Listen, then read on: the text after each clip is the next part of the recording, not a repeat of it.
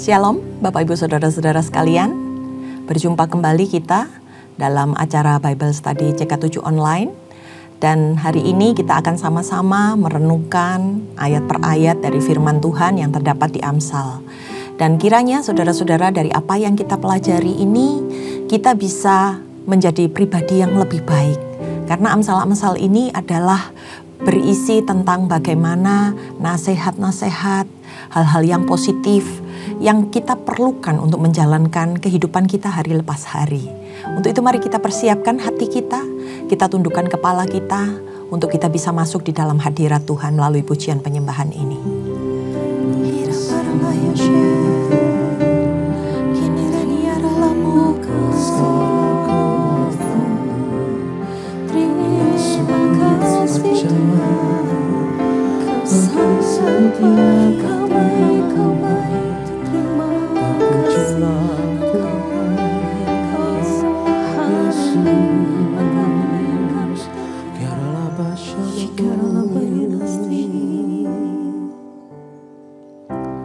Kasih setiamu yang ku rasakan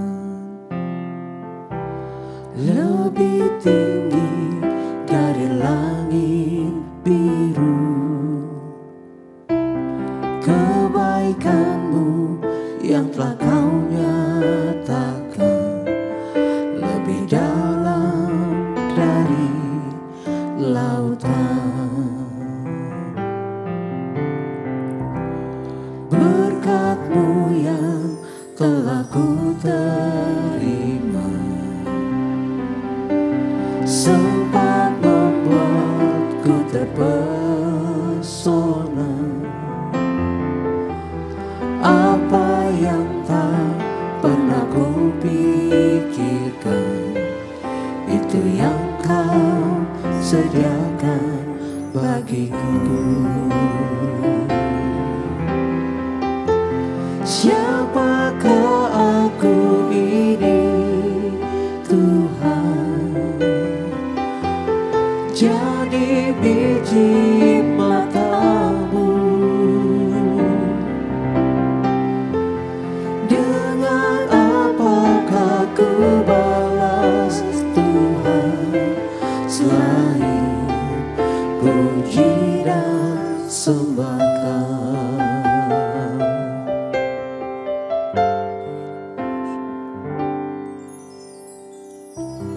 Kasih setiamu yang ku rasakan lebih tinggi dari langit biru. Kebaikan-Mu yang telah Kau nyatakan lebih dalam dari lautan. Berkat-Mu yang telah ku terima sempat membuatku terpesona. Apa yang tak pernah ku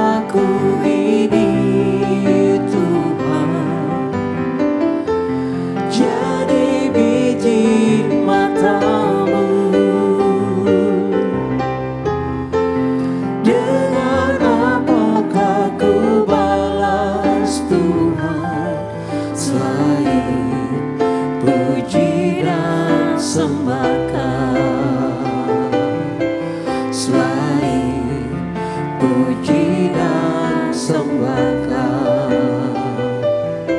Selain puji dan sembah Kau. Haleluya. Kau jadikan ku berharga di mata kami bagimu. Sebagai kami membalas kebaikan-Mu hidup sempurna, Allah yang setia. Dengan apa kan ku balas segala kebaikan-Mu? Segenap hatiku menyembah-Mu, Yesus. Ku bersyukur padamu. Dengan apa kan ku balas segala kebaikan-Mu? Segenap hatiku menyembah-Mu, Yesus. Ku bersyukur padamu. Dengan apa kan ku balas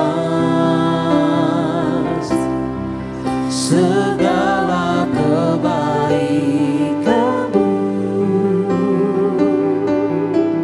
Segenap hatiku menyembah-Mu, Yesus. Ku bersyukur padamu. Dengan apa kan ku balas segala kebaikan-Mu?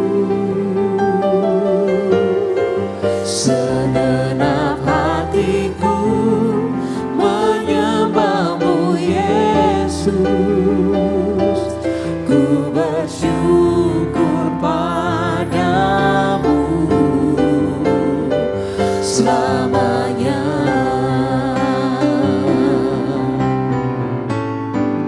Dengan apa kan ku balas segala kebaikan-Mu? Segenap hatiku menyembah-Mu, Yesus. Ku bersyukur padamu. Dengan apa kan ku balas segala kebaikan-Mu? Segenap hatiku menyembah-Mu, Yesus. Ku bersyukur padamu. Segenap hatiku menyembah-Mu, Yesus. Ku bersyukur padamu. Segenap hatiku menyembah-Mu, Yesus. Ku bersyukur padamu selamanya.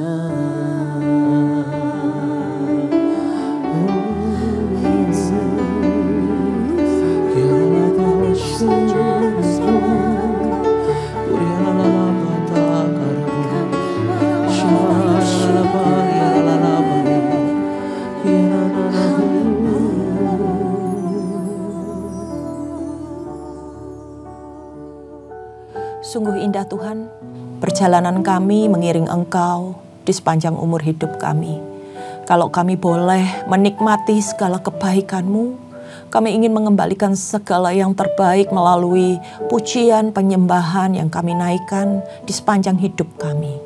Dan kiranya Tuhan, Engkau berbicara juga melalui setiap kami pada malam hari ini ya Bapa. Supaya kami bisa dikuatkan, supaya kami ya Tuhan bisa mengerti, menyelami jalan-jalan-Mu adalah yang terbaik di dalam kehidupan kami. Supaya kami bisa meresponi apa yang menjadi firman dan perkataan yang keluar dari mulut-Mu, yang pastinya Tuhan akan menguatkan kami, akan membuat kami semakin mengakar di dalam Engkau ya Bapa. Dan ini baik ya Tuhan semuanya untuk hidup kami dan membekali kami semua. Kami serahkan seluruhnya ya Tuhan, hanya di dalam nama Tuhan Yesus Kristus. Haleluya. Amin. Ya saudara-saudara, hari ini kita membahas tentang Amsal 13. Nah sebelumnya saya ingin bercerita saudara-saudara. Amsal ini merupakan sebuah nasihat-nasihat yang berguna untuk hidup kita. Maka kami yang memiliki anak sebagai orang tua seringkali meminta anak-anak kami untuk membaca Amsal ini setiap harinya. Jadi Amsal jumlahnya ada 31, di mana mulai tanggal 1 kami minta anak-anak kami itu membaca dari Amsal 1. Hari kedua baca Amsal yang kedua. Sampai di akhir bulan, tanggal 31 mereka sudah merenungkan perkataan-perkataan yang Tuhan sampaikan. Jadi selain baca Bible study secara rutin, mereka juga menambahnya dengan satu pasal dalam pembacaan Amsal. Supaya apa? Supaya itu semua mengakar. Karena kalau kita perhatikan Amsal ini berupa nasihat-nasihat yang baik untuk kehidupan kita sehari-hari. Amsal ini tidak bercerita mengenai suatu cerita, tetapi dalam ayat-ayatnya seperti sebuah penggalan-penggalan kalimat yang kalau kita nikmati, kita bisa mendapat rema dari apa yang kita baca ayat per ayat. Mungkin hari ini kita ditegur di ayat yang ke ini. Atau mungkin di keesokan harinya ada ayat yang menjadi rema yang kita baca dari Amsal yang berikutnya. Nah, hal-hal seperti ini saudara-saudara yang perlu kita perhatikan, bahwa setiap hari kita perlu mendengar, kita perlu dinasehati, kita perlu diarahkan.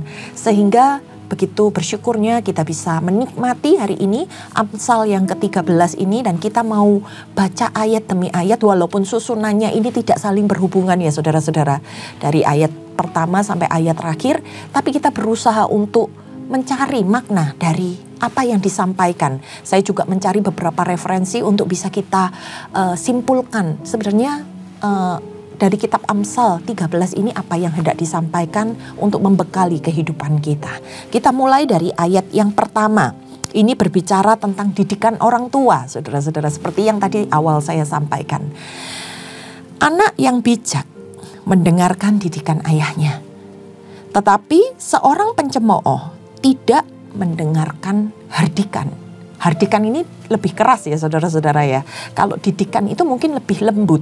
Tapi kalau hardikan ini berbicara tentang sebuah kemarahan.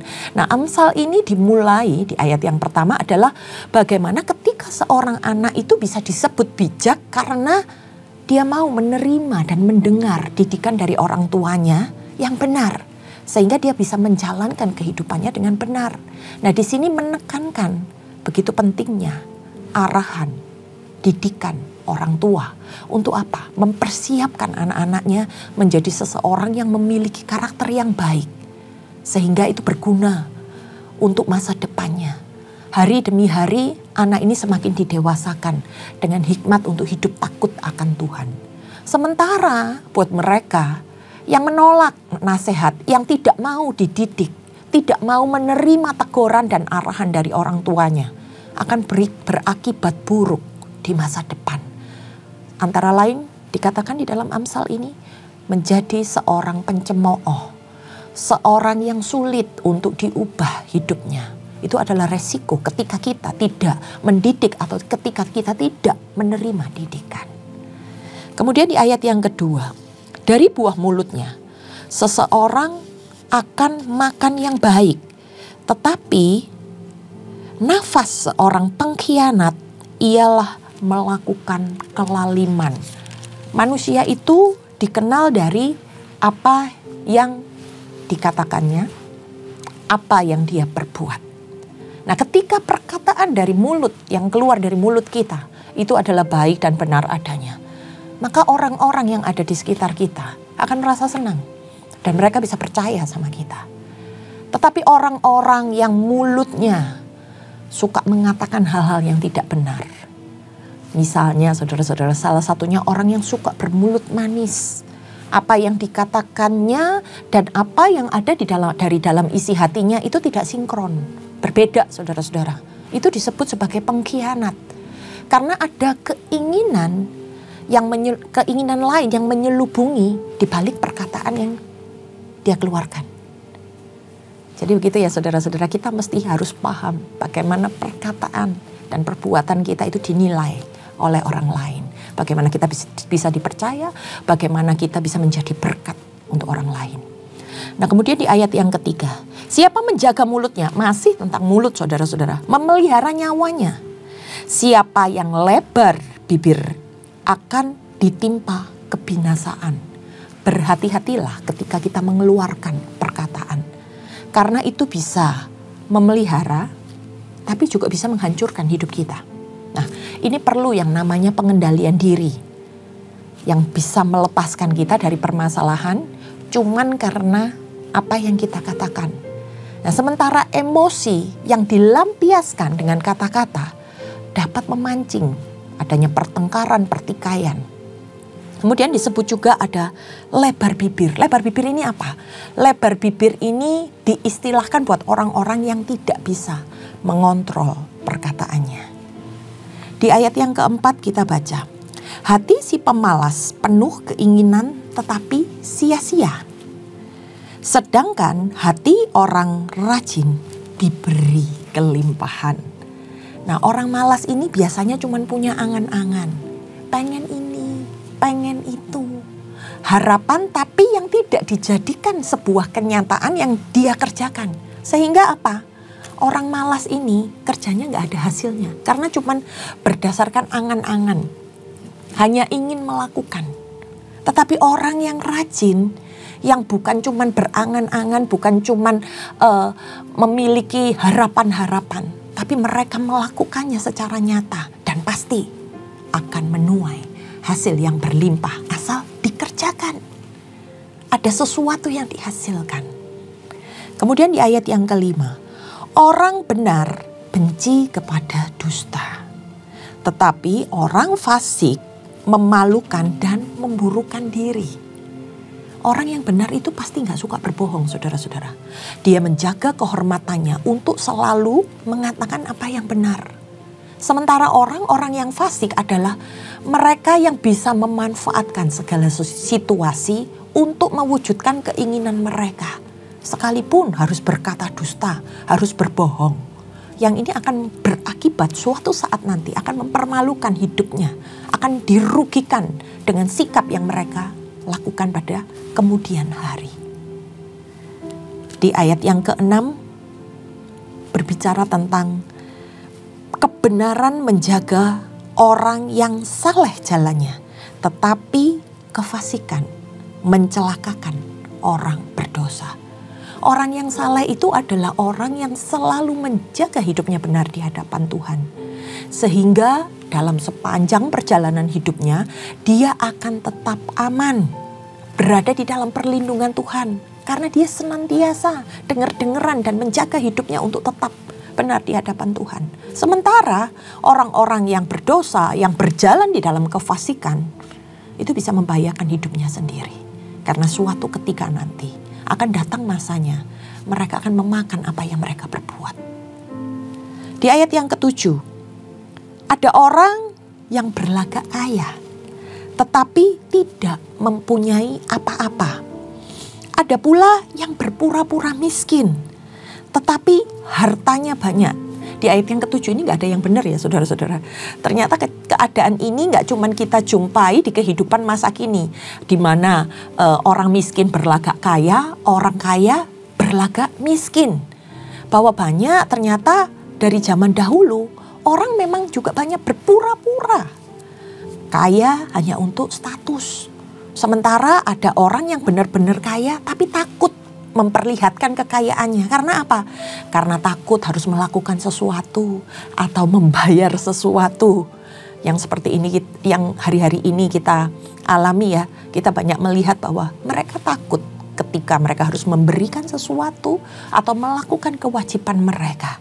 Nah, pelajaran kita dari ayat ini adalah jangan menilai orang dari penampilannya. Selanjutnya di ayat yang ke-8 masih berbicara tentang kekayaan, saudara-saudara. Kekayaan adalah tebusan nyawa seseorang. Tetapi orang miskin tidak akan mendengar ancaman. Jadi orang kaya ini punya kelebihannya. Tapi orang miskin hidup di dalam kekurangannya. Orang kaya dengan kelebihannya, mereka seringkali takut kehilangan kekayaannya. Sehingga mereka akan melakukan apa saja untuk melindungi kekayaannya. Karena mereka tidak ingin kehilangan. Nah, sementara orang miskin nggak punya ketakutan ketakutan atau hal-hal yang dikhawatirkan apabila kekayaannya itu hilang. Karena mereka nggak ada kelebihan di dalam kehidupannya. Mereka miskin. Sehingga nggak merasa terancam hidupnya. Mereka lebih bisa menikmati kehidupannya. Nah, seringkali kita lihat orang-orang yang kaya ini hidupnya penuh dengan ancaman dan ketakutan melihat situasi hari-hari ini. Sementara orang miskin justru bisa makan dan tidur dimanapun mereka ada. Dan mereka nyaman dengan keadaan mereka. Ini merupakan sebuah teguran, saudara-saudara, buat kita. Di mana hartamu berada, di situ hatimu berada. Bahwa kekayaan itu bukan segalanya. Tapi bagaimana kita bisa menikmati dan mengelola apa yang Tuhan percayakan dalam hidup kita. Kemudian terang orang benar bercahaya gemilang. Sedangkan pelita orang fasik padam. Dalam kehidupan ini yang paling penting adalah bagaimana kita itu hidup benar. Hidup benar itu maka akan membuat kita menjadi terang dimanapun kita berada. Karena ketika kita hidup benar, hidup kita itu bisa menyinari orang-orang yang ada di sekitar kita. Dan bisa menjadi berkat buat mereka. Nah, sementara orang-orang fasik mungkin kelihatannya terkenal, populer, tapi hanya sesaat. Karena pada waktunya akan padam ketika ketahuan belangnya. Di ayat yang ke-10 dikatakan keangkuhan hanya menimbulkan pertengkaran. Tetapi mereka yang mendengarkan nasihat mempunyai hikmat. Keangkuhan ini digunakan sebagai simbol dari sesuatu yang berlebihan yang sedang dipertontonkan atau diperlihatkan pada orang lain. Orang yang suka membesar-besarkan dirinya di hadapan orang lain, dan ini akan menimbulkan ketidaknyamanan bagi orang lain dan memicu pertengkaran, membuat hati orang lain panas. Tapi mereka yang mempunyai hikmat mau mendengarkan saran, mau menerima masukan dari orang lain, sehingga tidak merasa bahwa dirinya ini selalu lebih benar dari orang lain. Tetapi mereka mau merendahkan hatinya untuk dikoreksi dengan orang lain. Dan ini yang membuat ketika orang lain itu bergaul dengan kita, merasa nyaman. Karena bisa sama-sama dalam posisi yang benar untuk dikuatkan, untuk diberkati dengan apa yang kita lakukan. Kemudian di ayat yang ke-11, harta yang cepat diperoleh akan berkurang, tetapi siapa mengumpulkan sedikit demi sedikit menjadi kaya. Nah, di ayat yang ke-11 ini ada orang-orang yang gak kuat menerima kekayaan, saudara-saudara. Di mana yang menyebabkan kehidupan mereka itu langsung ketika menerima kekayaan yang begitu melimpah, langsung berubah gaya hidupnya. Untuk mendapat pengakuan dalam masyarakat. Sehingga apa yang mereka hasilkan itu dalam waktu sekejap bisa habis.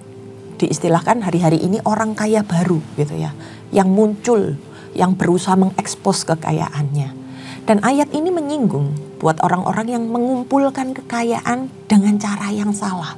Sehingga dengan instan mereka bisa menjadi orang-orang yang kaya seketika. Mungkin bisa jadi mereka menipu. Mungkin bisa jadi mereka mengorbankan orang lain. Atau bahkan menggunakan kuasa-kuasa kegelapan. Nah, dari sini saudara-saudara, apa yang mereka peroleh bisa cepat habis. Karena apa yang mereka kerjakan itu adalah segala sesuatu yang sifatnya instan. Nah, sementara orang-orang yang bekerja hari demi hari dengan tekun mengumpulkan sedikit demi sedikit, itu yang akan menjadi berkat yang sesungguhnya. Berkat yang cukup yang Tuhan tambah-tambahkan di dalam kehidupan kita setiap harinya. Ayat yang ke-12, harapan yang tertunda memang menyedihkan hati ya saudara-saudara. Tetapi keinginan yang terpenuhi adalah pohon kehidupan. Nah, di ayat yang ke-12 ini temanya sudah beda dengan ayat-ayat yang sebelumnya. Di sini berbicara tentang harapan yang tertunda, yang membuat hati kita sedih. Orang yang menanti-nantikan sesuatu dalam jangka waktu yang lama, itu diperlukan yang namanya kesabaran. Dan ketika itu tergenapi, maka akan membuat hati kita bersuka cita. Ayat selanjutnya, siapa meremehkan firman, ia akan menanggung akibatnya. Tetapi siapa taat kepada perintah akan menerima balasan. Ini peringatan untuk kita tetap selalu taat akan firman. Dan efek yang kita terima ketika kita meremehkan firman Tuhan. Ketika kita mengabaikan jalan-jalan yang Tuhan tunjukkan dalam kehidupan kita. Ajaran orang bijak adalah sumber kehidupan. Sehingga orang terhindar dari jerat-jerat maut. Firman Tuhan mengatakan, belajarlah dari orang-orang bijak. Orang-orang yang telah melewati fase-fase hidup yang mungkin hari ini sedang kita jalani, saudara-saudara. Sedang berusaha kita lewati. Di mana mereka adalah orang-orang yang tetap menjaga kehidupannya dalam kebenaran, sekalipun mereka melewati pergumulan hidup. Belajar dari kisah hidup mereka. Sehingga dari sana kita bisa memperoleh sebuah hikmat, sebuah pengajaran. Sehingga kita memiliki pengetahuan untuk terhindar dari hal-hal yang salah. Di ayat yang ke-15, saudara-saudara, akal budi yang baik mendatangkan karunia. Tetapi jalan pengkhianat mencelakakan mereka. Ayat 15 ini berbicara tentang bahwa akal budi itu berasal dari Tuhan. Dan tentunya segala sesuatu yang berasal dari Tuhan itu akan menghasilkan hal-hal yang baik. Berdasarkan apa? Tuntunan Tuhan. Tetapi ketika kita mendengarkan nasihat atau masukan dari orang yang salah, di dalam ayat ini disebut sebagai pengkhianat-pengkhianat, itu akan mencelakakan hidup kita. Maka hati-hati ketika kita mendengarkan, hati-hati ketika hati kita menerima sesuatu. Kita punya hikmat untuk bisa memilah-milah apa yang benar di dalam Tuhan dan apa yang salah. Di ayat yang ke-16 dikatakan, orang cerdik bertindak dengan pengetahuan, tetapi orang bebal membeberkan kebodohan. Tindakan kita itu hendaknya dipengaruhi dari pengetahuan akan segala sesuatu yang benar. Sementara orang-orang yang bebal, orang-orang yang melakukan dosa itu seringkali gak kepengen untuk ditegur sama Tuhan, dinasehati oleh Tuhan. Sehingga dia menghindarkan diri dari pengetahuan apa yang benar. Dia tahu itu benar, tapi dia tidak mau melakukannya. Mendengar pun dia tidak mau. Di ayat yang ke-17, utusan orang fasik menjerumuskan orang ke dalam celaka. Tetapi duta yang setia mendatangkan kesembuhan. Nah, di ayat yang ke-17 ini ada pakai dua tokoh. Utusan orang fasik. Itu berbicara tentang orang yang dikirim dari orang jahat, yang efeknya bisa menjerumuskan kita dalam sebuah celaka. Nah, kemudian satu tokoh lagi adalah duta. Duta ini berbicara sesuatu yang menjadi kebanggaan yang dipertontonkan kepada orang lain, di mana segala sesuatu yang dilakukannya itu mencerminkan hal-hal yang baik yang sudah dia kerjakan, sehingga mendatangkan kesembuhan atau pemulihan di dalam kehidupannya. Saudara-saudara, iblis itu datang sebagai utusan orang fasik ini, yang tugasnya hanya menghancurkan dan membinasakan manusia. Tetapi Yesus datang untuk memulihkan kita dan untuk menyelamatkan manusia. Di ayat yang ke-18 berbicara tentang kemiskinan dan cemooh menimpa orang yang mengabaikan didikan. Tetapi siapa mengindahkan teguran, maka ia akan dihormati. Di ayat yang ke-18 ini berbicara tentang bagaimana orang-orang yang menghindar dari didikan, yang tidak mau mendengar didikan, itu akan menjadi miskin di dalam kehidupannya.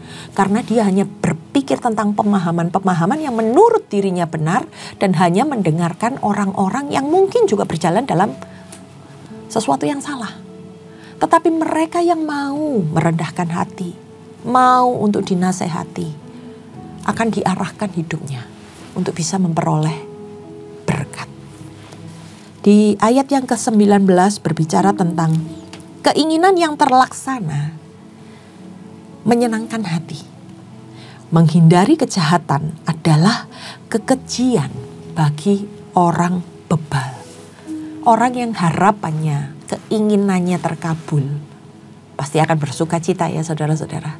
Karena apa yang diinginkan, apa yang telah dijanjikan oleh Tuhan dapat dia terima. Tetapi sementara orang-orang yang bebal, itu cuman senangnya jalannya di dalam kejahatan. Mereka gak berharap A, B, C. Tetapi mereka hanya sekedar menikmati jalan-jalan yang salah yang sedang mereka jalani. Di ayat yang ke-20, siapa bergaul dengan orang bijak akan menjadi bijak. Tetapi siapa berteman dengan orang bebal menjadi malang. Di ayat yang ke-20 ini saudara-saudara, sering digunakan dalam kehidupan sehari-hari untuk mengingatkan kita bagaimana pentingnya kita di dalam memilih teman, masuk di dalam sebuah komunitas supaya membuat kita menjadi orang yang bijak dan menghindarkan kita dari kefasikan atau orang-orang bebal. Ayat yang ke-21, orang berdosa dikejar oleh malapetaka, tetapi ia membalas orang benar dengan kebahagiaan. Amin. Ini merupakan sebuah sebab akibat yang dihasilkan. Kalau orang yang berdosa, orang yang suka melakukan hal-hal yang Tuhan tidak suka, akan ditimpa oleh kemalangan. Sementara orang yang benar hidupnya hanya akan menonton dan menunggu waktunya. Waktu yang tepat untuk kita bisa memperoleh kebahagiaan sebagai hasil atau upah kita dalam menjalankan kebenaran dalam hidup kita. Ayat yang ke-22, orang baik meninggalkan warisan bagi anak cucunya, tetapi kekayaan orang berdosa disimpan bagi orang benar. Ini enak banget ya saudara-saudara. Apa yang dilakukan oleh orang-orang yang baik, dia meninggalkan sebuah warisan bagi keturunannya, bagi anak cucunya. Sementara orang-orang yang berdosa, mereka mengumpulkan harta kekayaan, tapi nggak bisa selamanya mereka bisa menikmati kekayaan tersebut. Karena apa? Karena berkat Tuhan saja yang membuat kita kaya, di mana kita mampu untuk menikmati segala sesuatu yang berasal dari Tuhan karena apa yang kita kerjakan. Ayat yang ke-23, huma orang miskin menghasilkan banyak makanan, tetapi ada yang lenyap karena tidak ada keadilan. Nah, orang-orang miskin ini bisa menghasilkan banyak dari apa? Dari kerajinannya. Mereka rajin, mereka bekerja. Tapi seringkali ini dipergunakan oleh orang-orang kaya yang jahat, yang bersikap tidak adil dengan mengambil hak orang lain untuk memperkaya diri mereka. Di ayat yang ke-24 dikatakan, siapa tidak menggunakan tongkat benci kepada anaknya, tetapi siapa mengasihi anaknya menghajar dia pada waktunya. Ini peringatan saudara-saudara buat para orang tua. Bagaimana anak itu harus mendapat didikan dari orang tua. Tongkat ini berbicara tentang hukuman. Ketika apa? Ketika anak kita melakukan kesalahan, ketika anak kita melakukan penyelewengan, itu harus dihukum. Berbicara dengan tongkat, boleh dihukum. Asal memang dia melakukan kesalahan. Untuk apa? Supaya dia bisa mengarahkan dirinya kepada jalan yang benar. tongkat ini berbicara tentang didikan. Dan bagaimana kita mengajarkan mereka bahwa ketika kamu melakukan sesuatu yang salah, ada sakit. Jangan diulangi lagi. Supaya kehidupan yang selanjutnya kamu bisa melakukan dengan benar. Ayat terakhir, 25. Orang benar makan sekenyang-kenyangnya, tetapi perut orang fasik menderita kekurangan. Artinya apa saudara-saudara? Orang yang hidupnya benar itu pasti dipelihara oleh Tuhan. Sementara orang-orang fasik, mereka selalu tidak puas dengan apa yang mereka dapatkan. Dari 25 ayat ini kita mendapat banyak nasihat dari Amsal, dari sebuah hikmat yang turun-temurun disampaikan untuk dinikmati oleh setiap orang yang hidup takut akan Tuhan. Jika saudara-saudara diberkati, jika saudara-saudara menerima suatu message dari Tuhan, kiranya itu gak cuma sekedar kita dengar, tetapi kita lakukan dan kita bagikan kepada mereka yang membutuhkan. Hari ini kita belajar ayat demi ayat untuk kita semakin mengerti apa yang Tuhan sampaikan melalui kitab Amsal ini dan bagaimana cara kita untuk bisa melakukannya.